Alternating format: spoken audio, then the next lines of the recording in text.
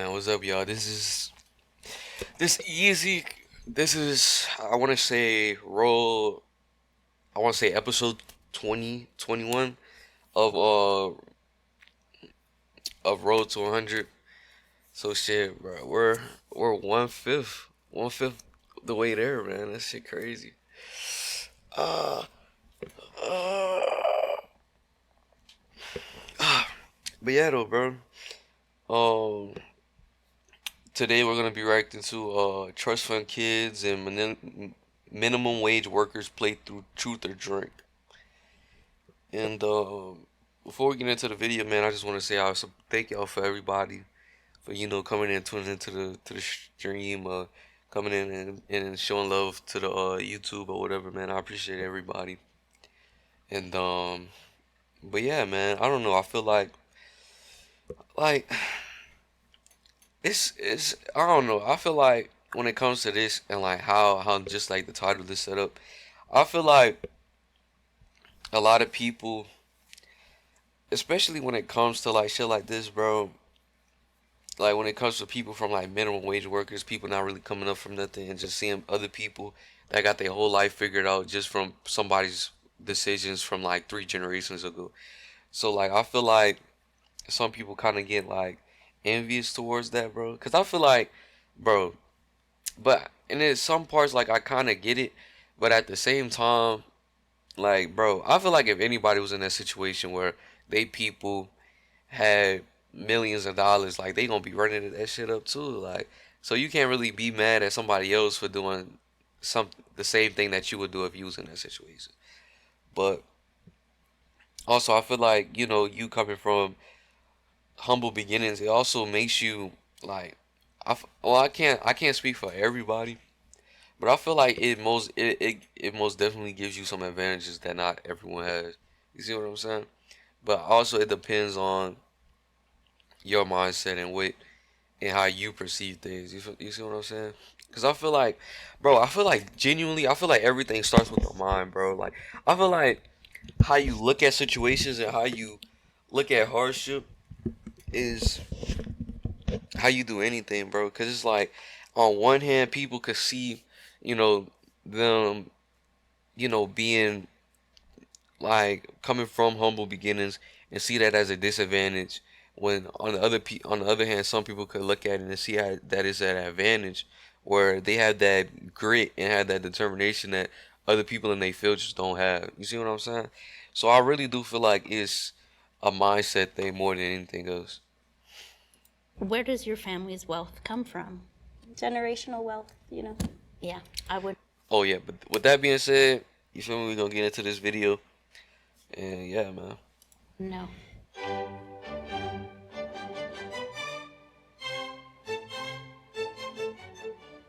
Hi. Hi, Hi, I'm Manuela. I'm Lee J. Hi, I'm Kashara. Hi, I'm Kai. What's the topic of the day? But actually, bro, now we on this conversation, like I don't know, like I kind of like I was really trying to find the reason why some people are successful and some people aren't when it comes to like people coming from the same background. Because on one hand, like people say, I'm not gonna deny the fact, like, bro, if you're coming from poverty, like it's very hard to, work your way up and stuff like that. But the thing is, I just want to know like how some people are able to do it and some people don't. You see what I'm saying? And I also feel like it's generational because I feel like you only know you only know what you see. You see what I'm saying? So like coming from a bigger perspective, somebody that's not in that situation, you could see somebody's situation and be like, oh my gosh, like that is so horrible and whoop the whoop the whoop. But if you were actually that person that was in those circumstances, it would just be like regular life to you. Like you wouldn't know the difference between like, oh, is this normal or is this, you feel me? So it's kind of like the when you're in the situation, when you're actually going through those situations where you're in poverty and you're going through it, is it's harder to say like, oh, I can be more than this or this is not normal when you're actually living through it. Cause somebody like coming from my perspective, I'm coming out of a background that I never really struggled for anything. Like I had, my people. I came from a two-parent household. You see what I'm saying? Like I never had to worry about the lights being on or anything like that. But just coming from like an outside perspective, and I have friends and I have people around me that is going through certain situations like that, and I just kind of sit back and look like, damn, like why? Like I could sit back and look and be like, damn, like that's fucked up, and have empathy for that person and what they're going through. But at the end of the day, I won't ever have that. I can't say that I shared the same experiences, So it's kind of hard for me to be like, oh, this person is successful that came from this type of situation because this and that when I never came from that. You see what I'm saying? But I don't know. I always thought it was really, really like I always just wondered why some people are able to come out those situations a better person and some people aren't. So I don't Trust know. fund versus minimum wage. Versus, huh? Oh, versus. We're talking about what people don't want to talk about, money. I have a trust fund. Definitely don't have a trust fund, so I'm representing the lower wage people. Did you grow up with a trust fund? I was born the last child of a wealthy, large family. Yeah. So yeah, kind of, yeah. Are you two nervous? A little. Yeah, a little bit. You want to start with a shot? Sure. Sure. Cheers.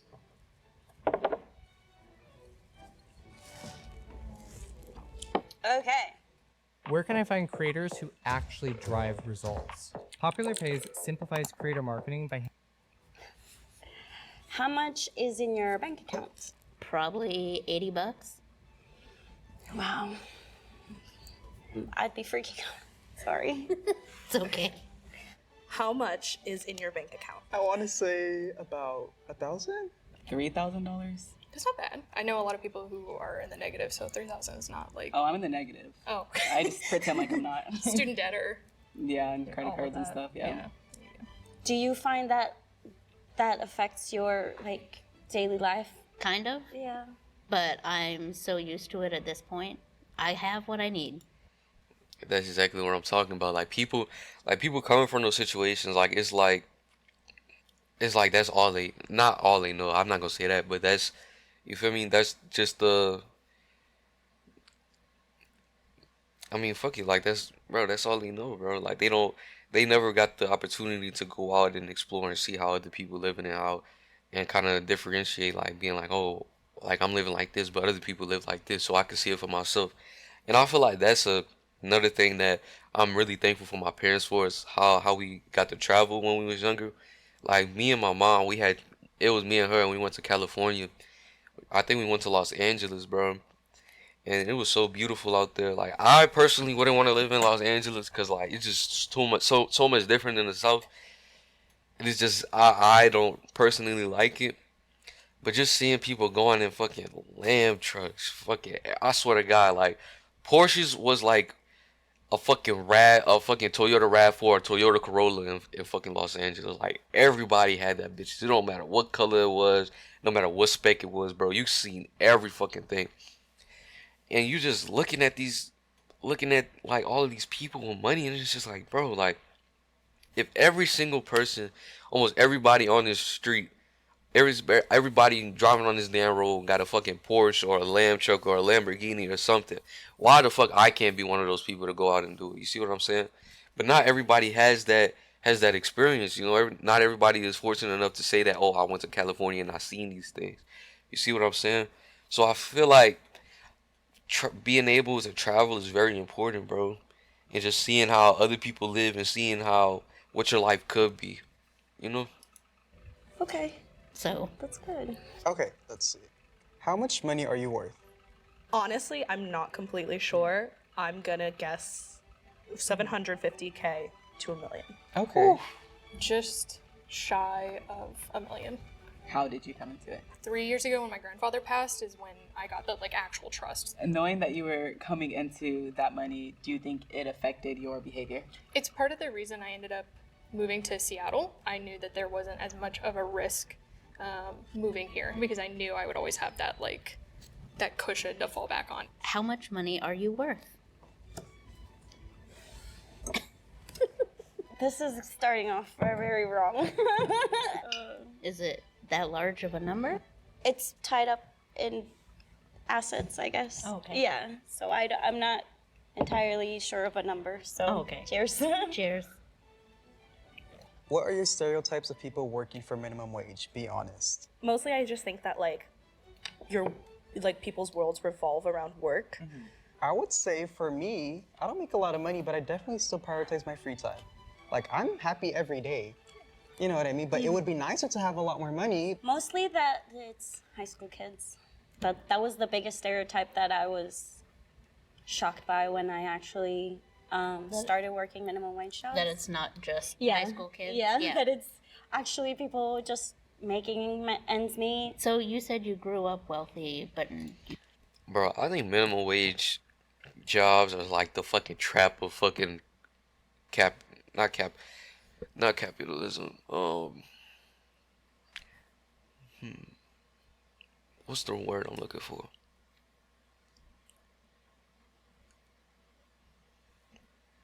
I forgot the word I was looking for. But I feel like minimum wage is like the trap that keeps you in that cycle of getting that high every single paycheck, you feel me? Like, y'all ever heard like how people like, bro, they hate their fucking job, but as soon as that fucking check hit, they fucking through the fucking roof. You see what I'm saying?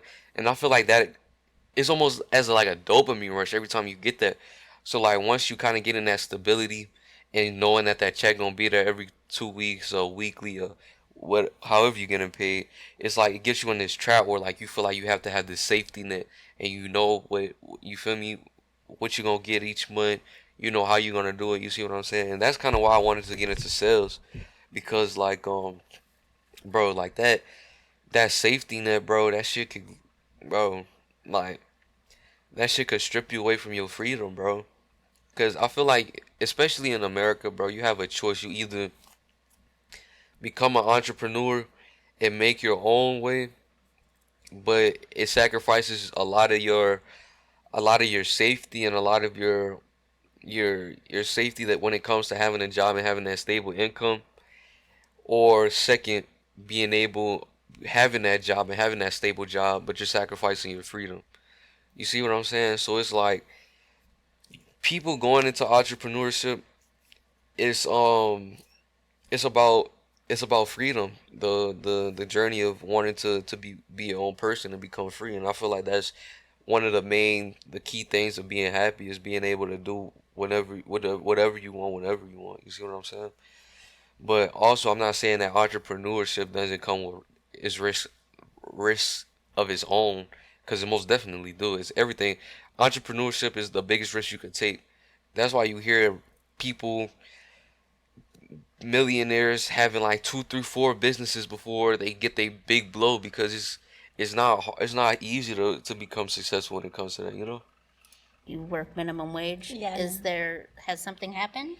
A lot of things happened. Immigrating to the United States through mainline channels is extremely expensive. Yes. My family has immigrated here illegally, so it's like a different side that I'd never thought of before. Yeah. If you don't mind me asking, from where? Mexico. Oh, cool. I'm from Venezuela. Oh, nice. Yeah. I know. I look like a white lady. I so. do too. Don't worry. Do you hate the rich? The issue comes into play when it's nepotism and when I feel like it's given to them and it's bought. So don't eat the rich, but just nibble them a little bit. Nibble. I love it. Have a little bit. That's so fair. Yeah. Hi, my name is Randy. I'm one of the producers here at Cut. This game has over 400 questions. How much do you truly want to know? Pretty good.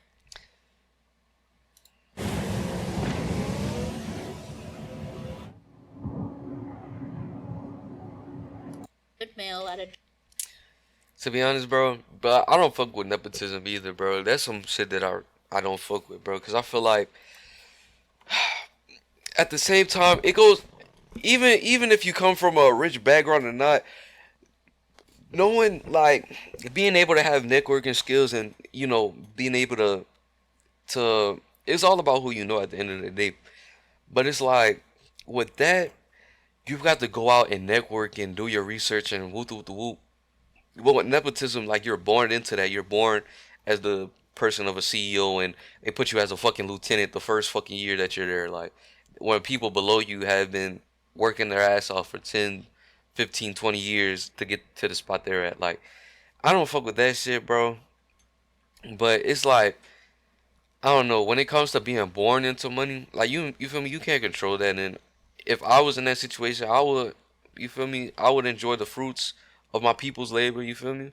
Because that's, but I would also want to work for it at the same time. Like I wouldn't, even if I had money, bro, if I had a bit like a fucking briefcase, fucking sit on my damn desk right now, a fucking $1 billion. Like I'm not just gonna sit on my ass all day from now on and just not do shit. Like I'm gonna still work. I'm gonna still go to college. I'm gonna still try to have entrepreneurial ventures. Like I'm gonna still live my life like how I normally would have if I didn't have the money. You see what I'm saying?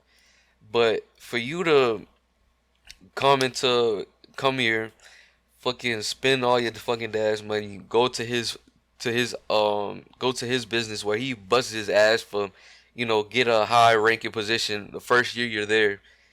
You feel me? And then just be a lazy ass nigga. Like, no, I don't fuck with that shit, bro. Dollar store stuff. Resourceful. Yes. Yeah. I grew up with like a single mom and like a bunch of siblings, and we'd have no money, so we'd be sleeping in our car or we'd be in houses with like no water, no electricity. I remember there was a time where we had to like take empty jugs of water to like the park to like fill them. Yeah, it was so embarrassing. I don't think it's something to be embarrassed about. It's just like that is like the reality, unfortunately, Yeah. for a lot of people. And I don't know, glad you made it through and you're doing better now. Yeah, same. So where does your family's wealth come from? So my parents both grew up in Brazil, not well off at all. So my dad always knew that he wanted to leave Brazil. He's like, dream the US. And he is like so smart. It's crazy. And he just worked really hard, went to school, paid for himself, got a job. He's an engineer. So that's what brought us over here to the US. He works for Microsoft now. So that's why he's here. Where does your family's wealth come from? On my father's side, it was generational. His whole family was very wealthy and they were involved in government back home. Generational wealth, Yeah, I wouldn't know. Yeah. Okay. What stereotypes do you have of people with... Bro, but I want to be, bro, I'm not gonna say, I don't know, like, I feel like over generations, like wealth kind of fizzles out in some aspects, like for example, like just like I don't even know how to spell his fucking name, fucking Rocka.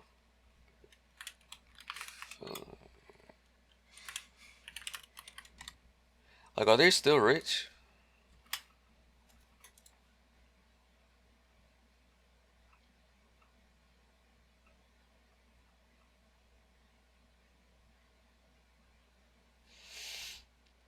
Like, bro, like imagine, imagine one person, John D. Rockefeller, one person in like the fucking beginning of the Industrial Revolution, fucking put his family on so much to where their family is still relevant today, bro. Like that is fucking insane, bro. Like I hope once I become wealthy and once I become successful that I could, hand the torch to my children and to their children, and it keeps kind of passing down and it keeps like snowballing. But yeah, I would hope that for my family, but I feel like that's very hard. I feel like that's extremely hard to do, trust funds, and do I fit those stereotypes? You know what? No, you don't fit them. My stereotype would probably be like snobby or kind of like off, you know, just kind of like rude. Like, you have manners, your parents raise you right. I think that's what parents should do. They should set up their kids to have a stable life. You broke that stereotype, so thank you. Thank you. The way the media like predict or depicts people with trust funds is like they don't have a desire to really like work or do anything, you know, productive with their lives. But Yeah. I don't know, you didn't grow up with like as much wealth as you have now. So Yeah. do you have like, I guess like career goals or? I was working. I actually quit my job on Friday. Oh, what was your job? I worked in advertising, and I quit it partially because of the trust. Because I was like, okay, I'm not gonna end up homeless. That's kind of also like a stereotype is like being able to quit your job like that because I could Absolutely. never. I could know. never. I know.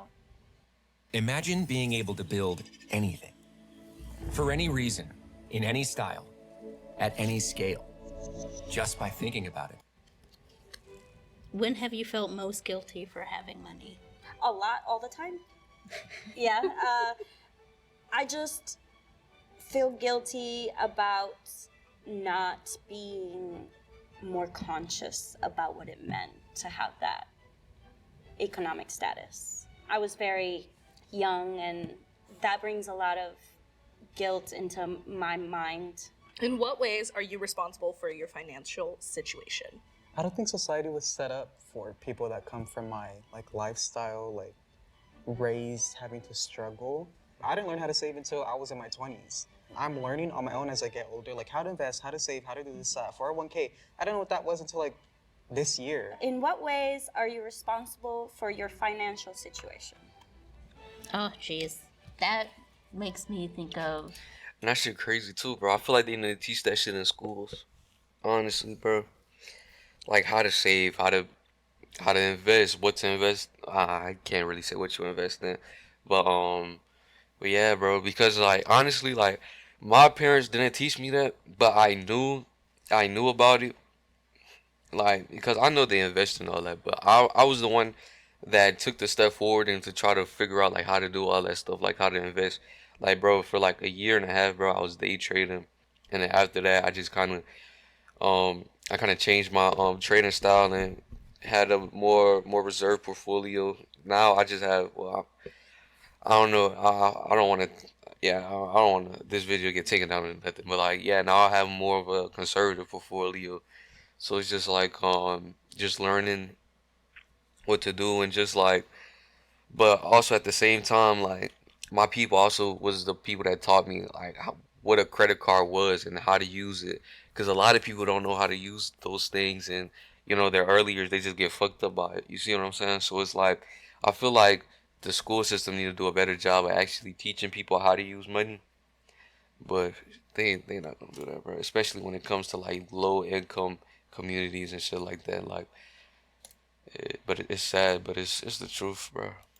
Just how I've contributed to some of my financial problems. I feel like I have a lot because I've had mental health problems, and it's taken me a lot to go through. Working regular jobs, like at the grocery store, like I did, fucking made me want to kill myself. I've gotten to a point now where I'm like, I'm actually doing something that makes me happy. It might be paying me significantly less, but the mental clarity that I have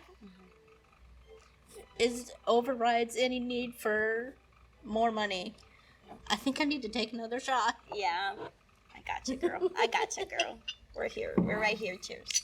Cheers. To mental health. To mental health. Okay. What are your biggest struggles in life? I don't really know what I wanna. Bro, that's like my biggest fear in life, bro. I feel like that's one of the things that motivates me to fucking get up every day, bro. It's just being stagnant and being stuck at like a dead end job that I hate, bro. I think that is the thing that really drives me, bro. Cause like at the end of the day, not even when it just comes to like YouTube. Like YouTube, honestly, is just something that I kind of wanted to do for the side, and you know, just kind of have it as like almost as like a journal. But like what I actually want to do with my career and what I want to do in my life, like that's the reason why I even started talking about it. Cause bro, I remember the fucking conversation that I had that really made me want to start taking my future serious and like actually thinking what I wanted to do with my life. Like I had this friend. We've been friends my whole life. Like my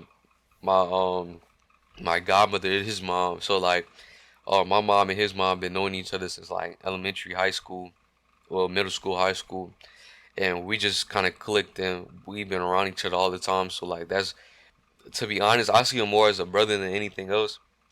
But yeah, man, he was at my house and we was just talking. He was like, man, like we know that we want to be successful, but like, what are we gonna do with our lives? You see what I'm saying? So it kind of just had me thinking, like, damn, like, what do I want to do? Like, and that's when I started like looking up like finance jobs and jobs that pay the most money and what. Then I kind of found out about the stock market and how that, and then it just kind of became this rabbit hole. And now like I'm trying to do my.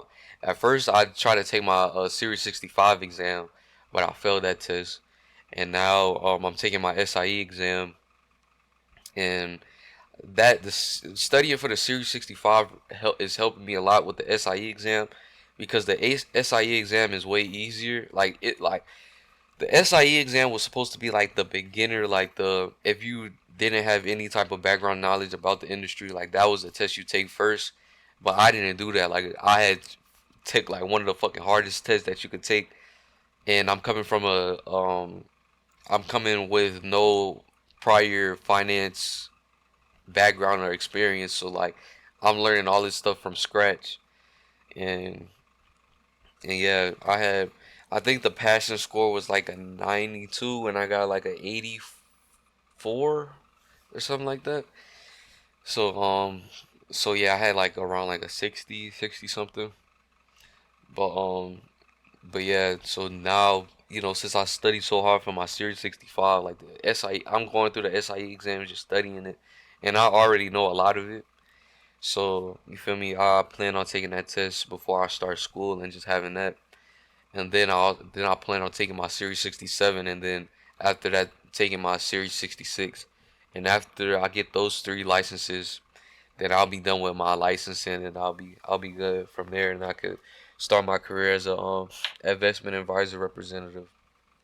So that's what I want to do in the future. But yeah, that's my goals for right now. Do really, my struggle is often like, how do I actually make myself happy beyond just like my basic needs being met? What are your biggest struggles right now? Definitely money. What are your biggest struggles in life? My mental health is probably the biggest struggle. What's your trauma? So growing up in wealth meant that my family was under a lot of risk of danger back home. Kidnapping. Yep. I had to have a guard with me at all times, and then slowly I would realize that other people around me that I didn't know were also my guards, but they were everywhere. I struggled a lot to get a sense of like safety in the world. Yeah. Last one. How are we more similar than you expected? I don't know. To me, you seem like a normal, like humbled person who has like their head on straight, a very like broad perspective. And I feel like that's like all I could ever ask for from anyone. Yeah. No, we're similar in the sense that we just both love being in our 20s. We're both like having fun. You have like such an amazing personality. It was like so fun. I was really nervous. I was Like, nervous excited and nervous. I was like, oh my gosh, she's gonna spit on me and be like, oh my God, I'm sorry. Never. I'm like, I love Bill Gates, and I'm kidding. I was expecting like someone completely out of touch with reality. Yeah. And yeah, I'm surprised. Yeah. We are a lot more similar. I love that. You're awesome. Well, yes, you're Cheers awesome too. It was to nice to awesome meet people. you. Yeah. How was this experience, Yuto? I mean, I fully expected someone completely out of touch with reality because. But yeah, man, that's the end of the video. I appreciate everybody that came and supported watching this show. But yeah, man, this is about it for me, and I'll see y'all boys in the next video.